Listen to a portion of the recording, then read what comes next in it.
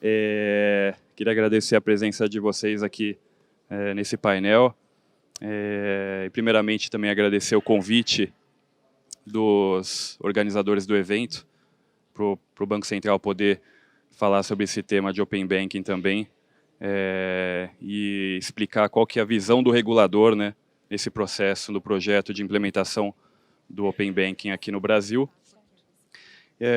Então, meu nome é Guilherme, eu trabalho no Departamento de Regulação do Sistema Financeiro e vou começar só com um disclaimer inicial aí, usual, que as opiniões são de minha autoria e não necessariamente representam a opinião do Banco Central do Brasil. E eu queria mostrar, para começar, né, eu trouxe aqui uma linha do tempo para mostrar um pouco da jornada, né, do Banco Central nesse projeto e iniciativas de inovação que o regulador participou para implementar no Brasil, mostrando que não é de hoje, né, que o Banco Central tem esse papel e ele está envolvido nessa questão de estimular a inovação no sistema financeiro e no sistema de pagamentos aqui no Brasil. Então, a minha primeira data, né, que eu trago, ela vem desde 2002, quando foi implementado um projeto institucional para modernizar os pagamentos de varejo.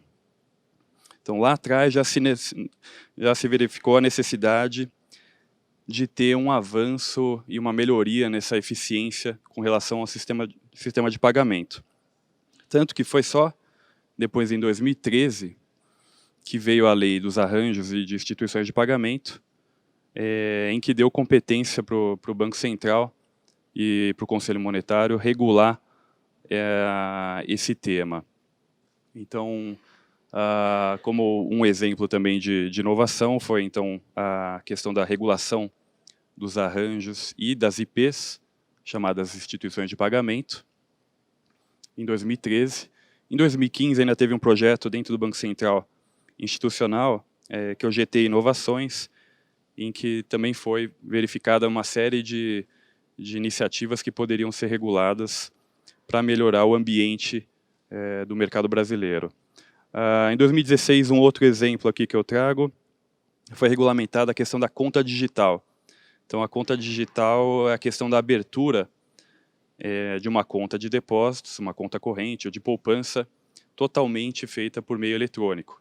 Então, isso foi permitido em 2016.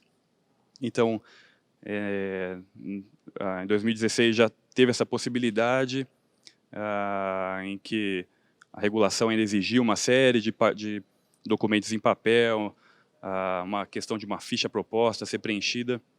Então, teve um avanço nesse sentido também, dado que a conta de pagamento também já permitia uma abertura de forma eletrônica. Dentro desse período 2016-2017, ainda teve a abertura da questão dos arranjos, um aumento da interoperabilidade, a instituição de uma liquidação centralizada na questão dos arranjos. Em 2017, um outro exemplo que eu trago é o Registro de Ativos Financeiros, o RAF. No ano passado também foi regulada e criada oficialmente as chamadas fintechs de crédito. E no mesmo ano também saiu a questão da política de segurança cibernética. Agora, em 2019, a gente traz aqui a expectativa, né, de poder soltar consulta pública da regulação de sandbox regulatório, que é um outro tema também para incentivar a inovação, e o Open Banking, que eu vou falar um pouco mais em detalhes hoje. E, estendendo até a linha que não está no slide, a gente ainda tem um outro tema ligado, que é o tema de pagamentos instantâneos, que está previsto para 2020. Então, como vocês podem ver,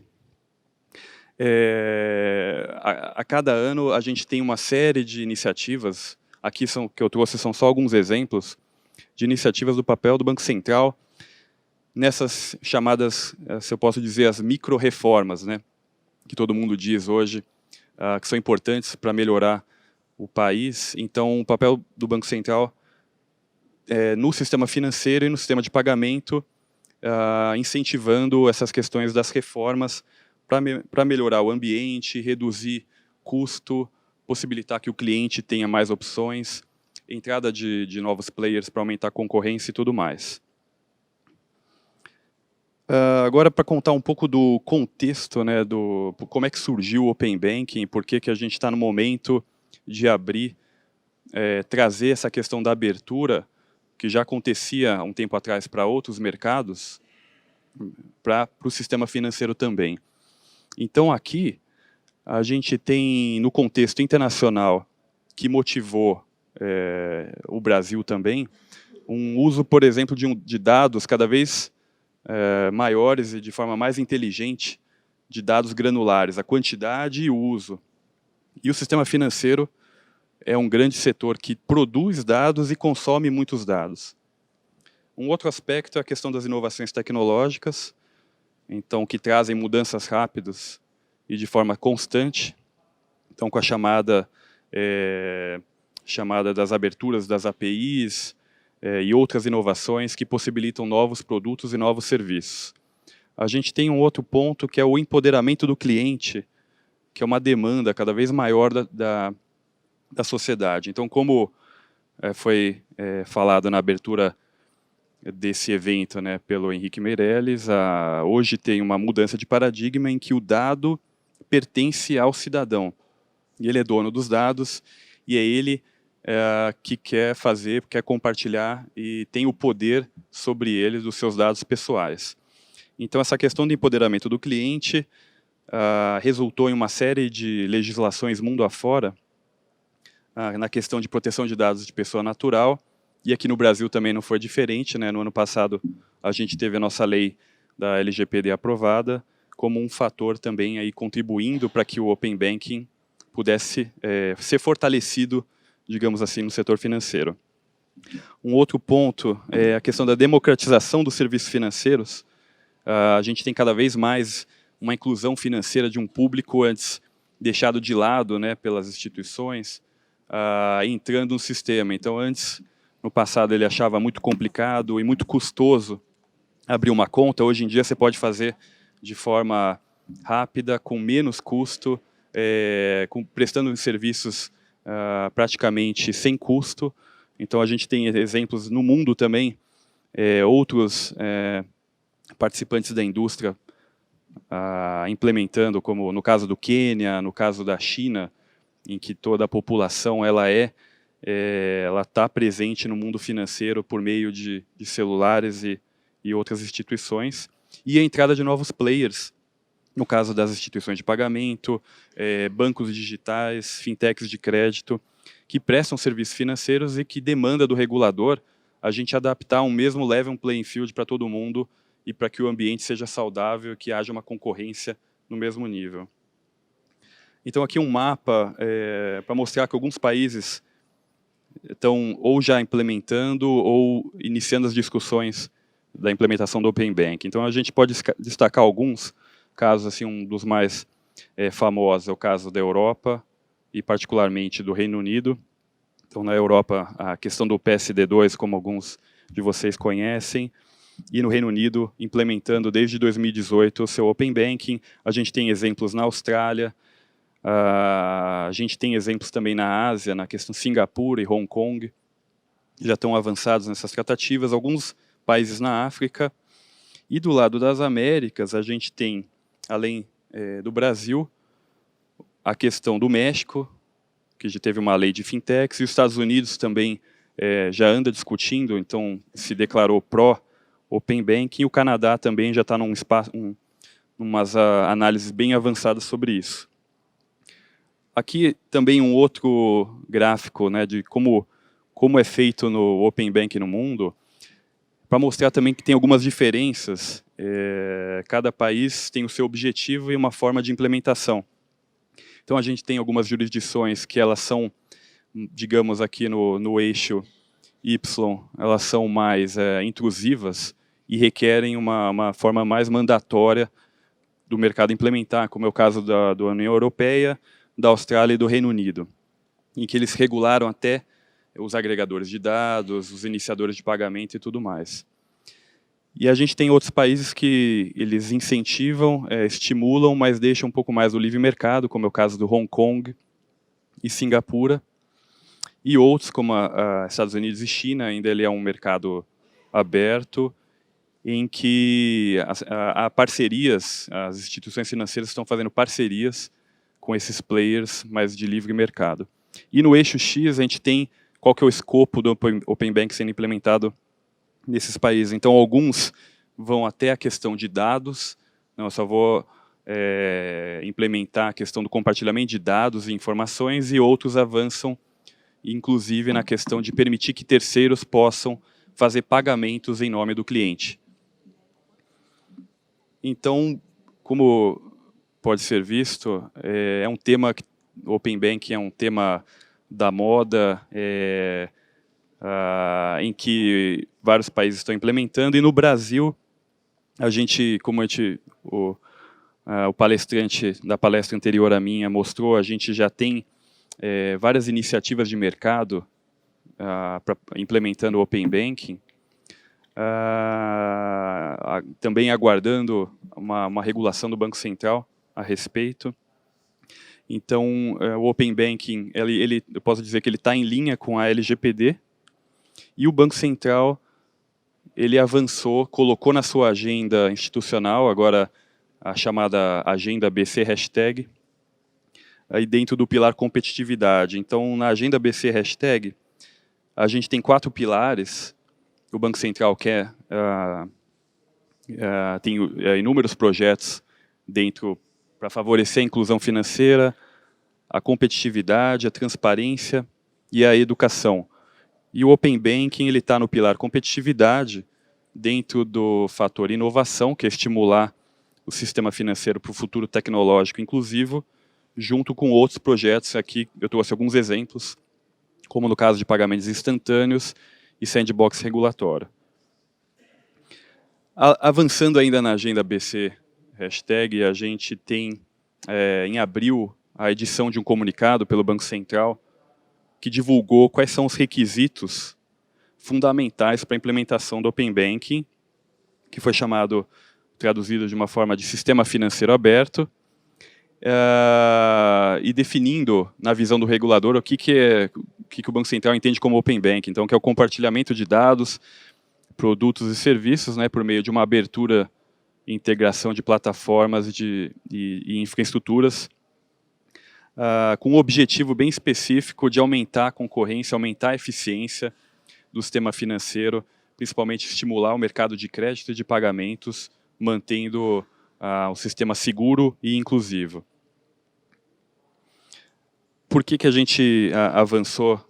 Então, no caso assim, do regulador brasileiro, apesar de várias iniciativas já estarem surgindo, a gente precisa também ter um papel do Estado de fomentar essa estrada para que a implementação ocorra, porque tem benefícios e tem oportunidades, e porque precisa também de um certo empurrãozinho para que a indústria possa abrir esses dados e poder compartilhar dados.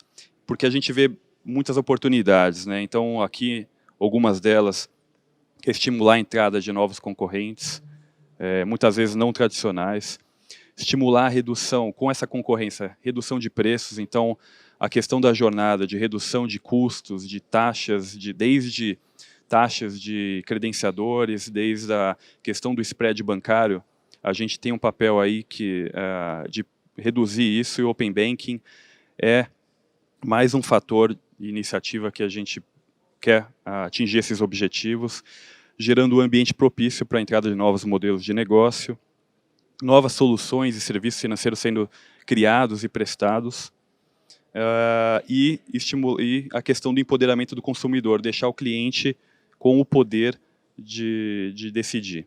Mas sempre também um lado que o papel do regulador é se preocupar também com os desafios, e aqui alguns dos desafios é manter a segurança, a confiança do modelo do Open Banking. Então, na questão da segurança, a gente se preocupa que os bancos e as outras instituições mantenham e sejam responsáveis por garantir o sigilo, a mitigação de fraudes, que não haja fraudes, uso indevido desses dados e informações, respeitem a questão da legislação relacionada a dados pessoais, a segurança cibernética é um outro ponto envolvido.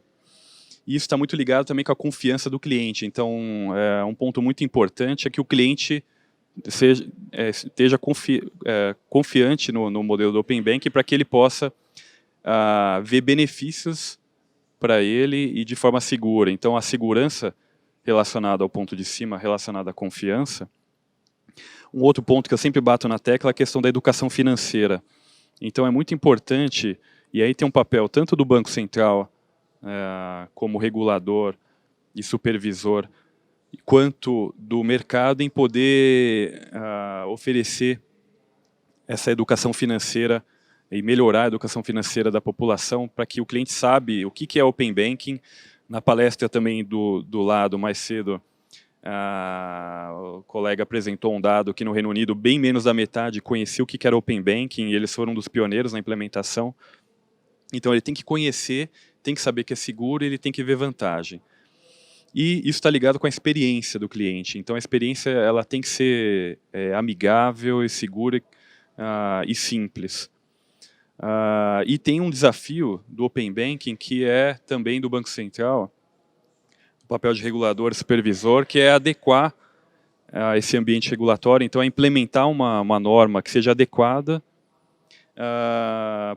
para que o mercado floresça e consiga implementar isso de forma eficiente, e tem um papel da supervisão também em garantir que todos os objetivos do Open Banking sejam implementados, como eu falei, do nosso objetivo.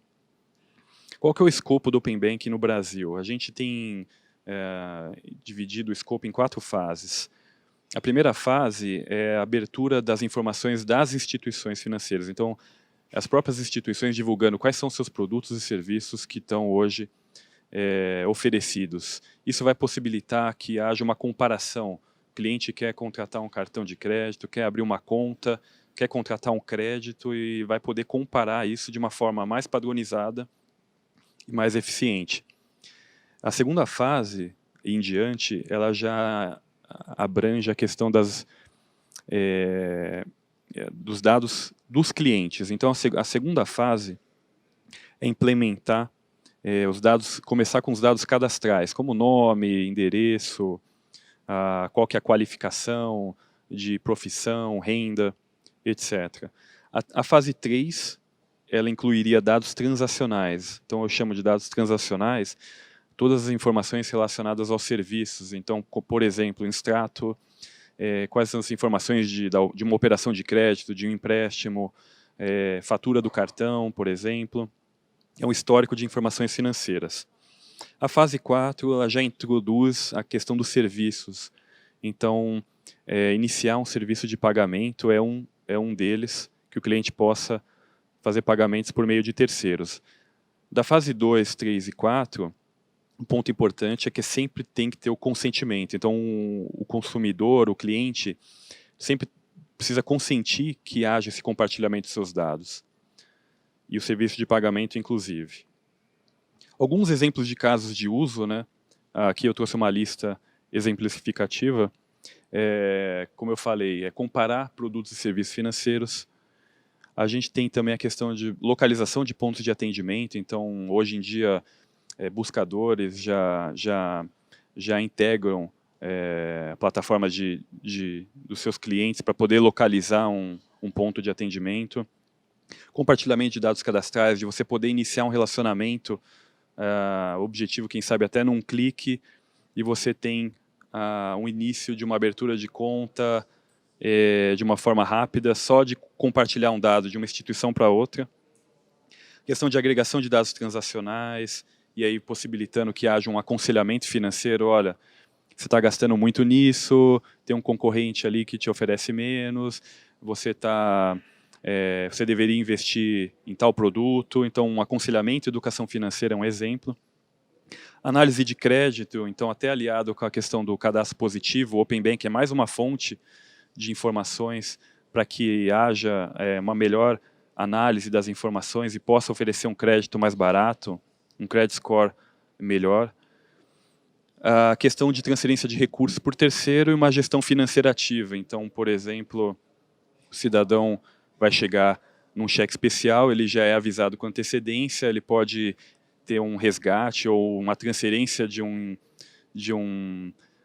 saldo de outra conta para cobrir o cheque especial, por exemplo. Então, os casos de uso ao longo do evento, os especialistas que estão aqui das instituições vão apresentar bastante casos de uso, e eu não vou me alongar muito nessa questão. Qual que é o escopo inicial de participantes? Então, a gente, aqui na questão de dados, eu trouxe de uma forma resumida, que a gente pode dividir, que a gente tem um lado de doadores desses dados e os receptores de dados. Então, o Banco Central, no comunicado, já deixou claro também que a gente vai abrir de forma mandatória, desde que o cliente também autorize, né, que as instituições dos conglomerados S1 e S2, então aqui são os principais conglomerados maiores, a gente está falando de 12 conglomerados financeiros, eles, de forma mandatória, compartilhem dado com outras instituições autorizadas a funcionar pelo Banco Central do Brasil. Porém, caso essa outra instituição receptora, como é opcional a participação no Open Banking, ela deseje receber dados, pelo conceito que a gente está chamando aqui de reciprocidade, ela também teria que ser uma doadora desses dados. Isso tudo para poder fazer com que a implementação ela seja mais rápida e que todos possam participar e entrar no jogo do Open Banking. Com relação a serviço de pagamento, todo mundo entraria de uma forma simultânea na última fase, todas aquelas que prestem serviços de pagamento. Um outro ponto aqui, a gente também está prevendo a possibilidade de que haja também a participação no Open Banking de instituições que não sejam autorizadas pelo Banco Central. Então, de você ter parcerias, como é no caso de hoje, bancos e outros tipos de instituições já fazem parcerias, tem um contrato para poder prestar esse tipo de serviço, e a gente prevê também que haja essa possibilidade mediante um contrato em que a gente regularia que tipo de contrato é esse. Então, o processo de implementação, ele está dividido em regulação e autorregulação. Então, na regulação, a gente está trabalhando com uma proposta, né, de resolução para que seja colocada em consulta pública, em que vai tratar da questão do escopo, da abrangência, quais são os participantes, gerenciamento de riscos, entre outros temas. E tem um papel da autorregulação, que é um papel muito importante, já que as nossas normas, elas costumam ser atecnológicas, então elas não vão dizer o padrão e a tecnologia que deve ser utilizada no Open Banking. Isso é a cargo da autorregulação. Então a autorregulação é que o mercado ele sente junto e se resolva na questão de autorregular pelas próprias instituições participantes, qual que é esse padrão tecnológico, operacional, de segurança, mais focada na implementação operacional. O que hoje a gente fala da abertura, né, de APIs, então no futuro pode ser uma outra tecnologia, então a regulação não quer engessar a inovação. Pode ser que amanhã seja blockchain, não sei, então acho que agora o pessoal de TI deve estar acenando positivamente ou negativamente agora para esse comentário. Mas a gente não sabe qual que é a tecnologia que pode ser amanhã. Então, alguns pontos de atenção que eu gostaria de trazer. Então, como o mercado ele tem um papel fundamental na implementação de criar essa governança em que todos possam participar, então que ela seja plural, não seja discriminatória, que todos os segmentos possam participar dessas decisões e da implementação de um grupo de trabalho para poder implementar um padrão tecnológico e operacional, que ele é fundamental para a sustentabilidade do modelo. Só que o Banco Central ele vai ter um papel ativo, então que a gente chama também de autorregulação assistida, que é para poder orientar, participar das discussões, ter um controle e também um poder de veto. Olha, esse caminho pelo bem de todos, a gente acha que deve ser de outra forma, então a gente continua tendo um papel de regular, mas o papel de regular é para criar eficiência e oportunidade. Quanto também menos papel do Estado, acho que nesse ponto melhor. A questão do escopo de dados, como eu falei, ele está dividido em 4 fases, mas a gente prevê tanto pessoas naturais quanto as pessoas jurídicas. Tem muito benefício, assim, principalmente para o varejo, então para micro, pequenas empresas, médias empresas poderem se aproveitar também do Open Banking. A nossa LGPD ela só trata de pessoas naturais, mas aqui o Open Banking a gente estende também para pessoa jurídica. O escopo inicial, a gente prevê que seja tem um escopo obrigatório, ele está mais hoje focado em crédito e pagamentos, mas a gente prevê que futuras ampliações desse escopo surgirão. A gente também não quer sair de forma obrigatória, claro, sempre vai ficar opcional para o escopo ser maior, caso a instituição quiser, mas de forma obrigatória a gente não quer abranger, abraçar o mundo agora nessa primeira etapa. Acho que o ótimo é inimigo do bom, então vamos começar e implementar de forma gradual. Só que os benefícios para o cliente a gente quer que já apareçam desde o começo, desde essa primeira fase. Um outro ponto é a questão da responsabilidade. Então, o Banco Central, como supervisor, também tem muita preocupação em que as instituições sejam responsáveis em garantir a segurança dessas informações. Então, é um ponto que a gente discute bastante, a gente já discutiu bastante com a indústria, e é um motivo de